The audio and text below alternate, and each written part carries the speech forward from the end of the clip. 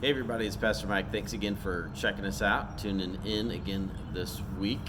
I'm here at the park in O'Fallon, and it's amazing to see how life is starting to return slowly but surely. Even as I sit here, there are people running around. There's some people playing soccer over here. There were people playing golf as I drove over this way. And I was just fascinated to see kind of life beginning to slowly return to the ways that we knew before. But I know that for some, that's not happening. For some, it's still very scary to kind of go out and get involved and start doing things and to leave your house.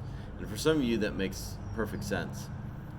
And you just think, what's it going to be like when I get out there? And I think that's a legitimate and reasonable question to ask. Even as I was thinking this morning when listening to one of the Psalms, and it came across Psalm 27, and I was even trying to remember, have I already talked about Psalm 27 in this because it's so important to what we're going through. And this is a Psalm of David. It says, "The Lord is my light and my salvation. Of whom shall I fear? The Lord is the stronghold of my life. Of whom shall I be afraid?" And he does kind of raise an important question, doesn't David? Because he says, essentially, no matter what happens, no matter what is happening out there, I know that I can trust in the Lord. Every day is filled with things that could happen. And we could either choose to live in fear, or we can seek God to assuage our fears, to put those fears aside and to trust in Him with everything, no matter what happens, no matter what comes our way.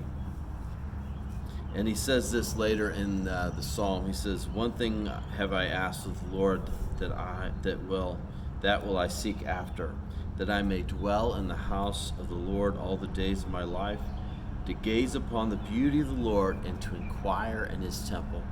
If there's something that I could encourage you to do, it's to gaze upon the Lord and to seek His beauty and to see His beauty in all things. And I think it's lots of times when our eyes are off of all these other crazy things that are happening, and instead our eyes are on the Lord, often our fears will go away, because we know now in whom we trust, in whom matters most for all things. Now next week I'm going to be coming to you in my last one before my sabbatical, and I'm going to talk a little bit about the sabbatical and why we're doing that and why I'll be taking that sabbatical. I hope that you can join again one last time next week before that begins, and I look forward to seeing some of you again this weekend at church.